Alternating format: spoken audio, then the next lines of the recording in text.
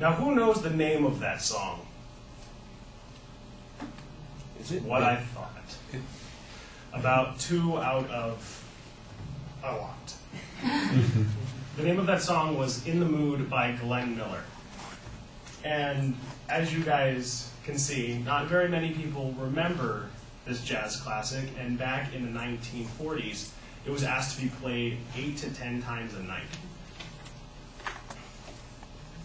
And knowing all this, jazz has become sort of a dying music style, when in reality, if it wasn't for jazz music, there wouldn't be any music that we listen to today. A lot of the jazz styles, such as rock, or music styles as rock and roll, R&B, pop, and even your electronic music nowadays, all has their roots deeply in jazz music. And what I want to try to do is bring to your attention how jazz music came about and how it began, the parts of it, what makes up jazz music, how it originated back in Louisiana, and how the music evolved into the music that we know today.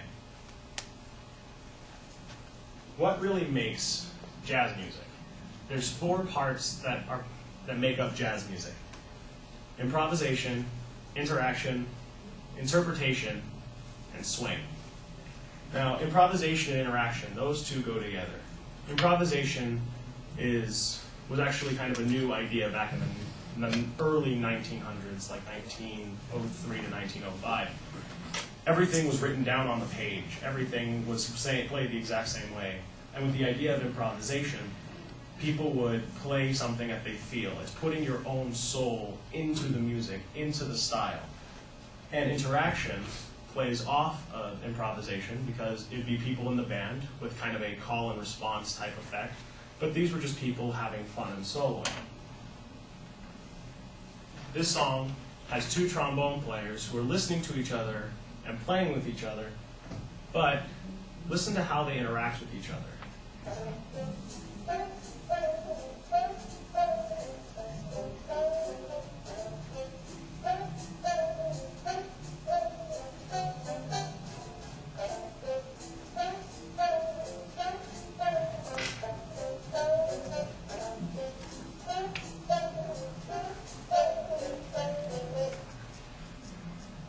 Now, the 2 of them are playing together, and you can see as one goes up, the other one goes down.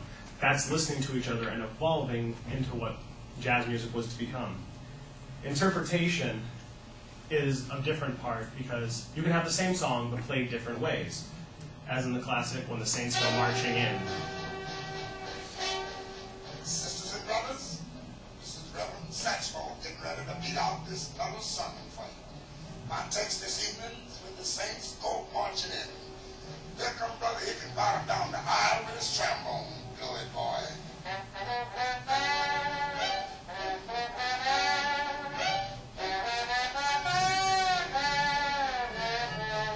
Now that's one style of the song, whereas this is a completely different style.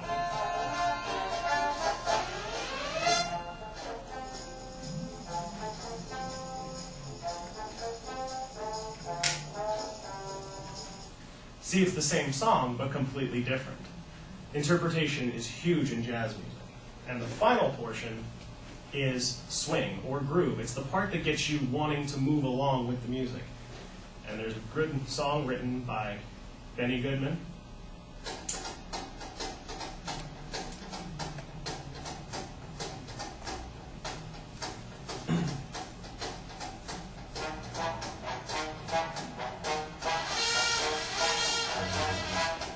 And even in just playing that little piece right there, you kind of saw a lot of people starting to bob their heads, tapping their toes. That's swing, that's groove, and that's what caused us to have the music that we have today. Now, knowing what makes jazz, where did it begin? Jazz music started back in New Orleans, where it was a huge trading port, and slave trade ships that would come in with all of these African slaves, and once a week, all the slave owners would allow their slaves to go into one part of town and just play their music. And listening to the music and confusing it with the classical European music is what created jazz music. Len Weinstock, who's a jazz writer and saxophone player, says African music supplied the strong underlying beat absent from Eastern music, the use of polyrhythms and the idea of playing a melody separate from or above the beat, and Eastern music provided the formal dance rhythms. Now these two factors together gave rise to the original types of jazz, which ultimately led into the ragtime piano. And the thing about ragtime piano, as you can hear, instead of it being straight notes, it's very broken up. And that was unheard of at the time. And it evolved from there and continued going into Dixieland jazz. Dixieland jazz was where you had a small group of a clarinet player, a trumpet player, a trombone player, a drummer, and normally a banjo player would all get together and start improvising together to make music. And one of the greats who played Dixieland jazz was Louis Armstrong. Now, Louis Armstrong started in New Orleans and moved to New York with an idea of not just improvising, but having an idea of where the music was going, and he ultimately created the vocabulary that we use today. As you can hear in this song, it's starting off and it's improvising, but it sounds like the drummer and the piano player are more together.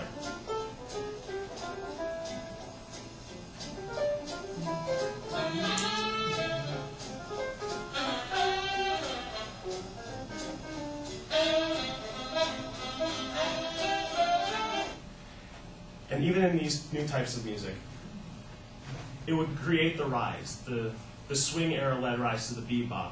Bebop was just another form of swing, just faster. And all of these styles led up to what started the rock and roll phase with Elvis Presley. You ain't nothing but a strawberry, you're crying all time. And as you can hear from just that small segment, Elvis was heavily influenced by the swing music laid down by Louis Armstrong and all the greats before him. Now that you know what jazz music is and where it comes from, maybe it doesn't have to be the dying form of American music.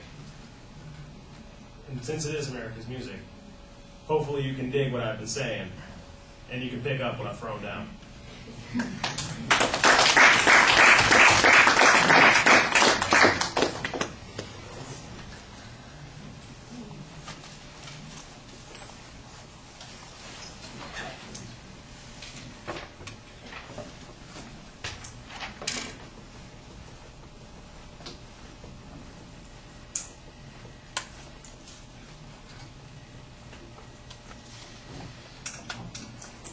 All right, Tu, what did you think?